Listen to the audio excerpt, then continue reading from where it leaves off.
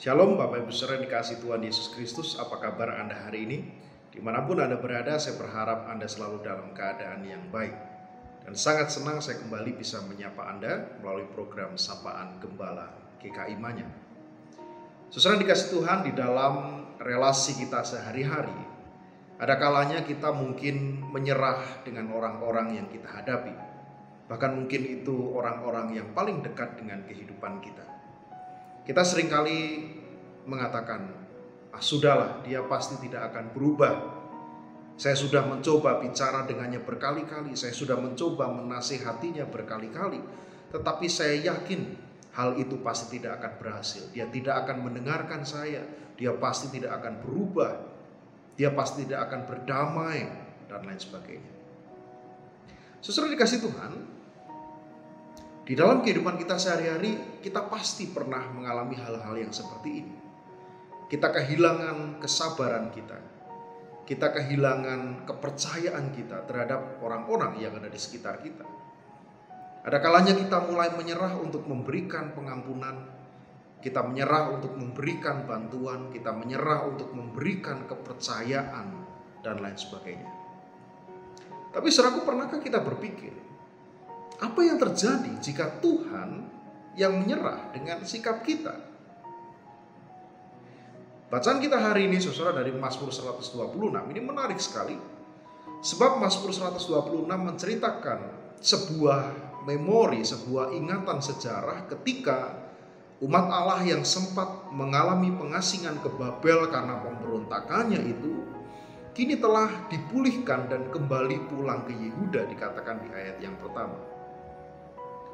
Nah, saudara, baca ini menceritakan sebuah memori bahwa pada suatu masa Israel pernah memberontak dan mendukakan hati Allah dengan kejahatannya, dengan kebergantungannya pada kekuatan bangsa-bangsa lain daripada percaya pada pemeliharaan Allah. Nah, saudara, sebagai akibatnya, kemudian kita tahu ceritanya, mereka dibuang jauh dari negeri mereka dan mereka harus menjalani kehidupan sebagai orang, sebagai bangsa yang asing di Babel selama kurang lebih 70 tahun. Tapi saudaraku, yang menarik adalah di sini pemazmur menyaksikan bahwa Tuhan tidak pernah menyerah dengan keadaan mereka.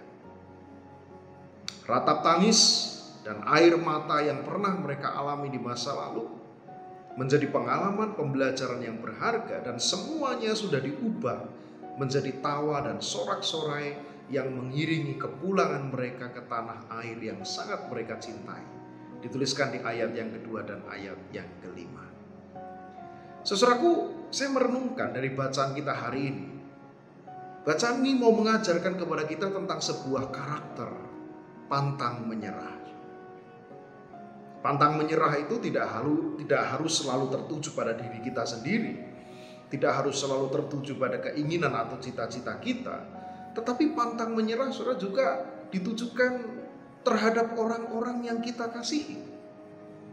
Orang-orang yang terdekat barangkali dengan kehidupan kita. Orang-orang yang Tuhan hadirkan di sekitar kita.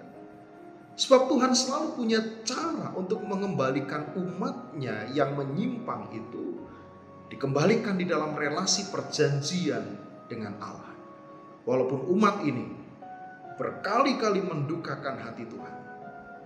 Saudara, pertanyaannya, apakah kita juga mau membuka ruang yang luas dalam hati kita? Membuka ruang kepercayaan di dalam hati kita bagi sesama kita. Ketika kita melihat keburukan-keburukan yang ada dalam sesama kita, apakah sama seperti Allah yang terus-menerus membuka hatinya agar umat yang dicintainya itu boleh kembali pulang ke haribaannya? Apakah kita pun punya hati yang mau mengampuni? Mau percaya bahwa setiap orang punya kesempatan yang baru untuk berubah di dalam hidupnya. Selamat merenungkannya. Salam.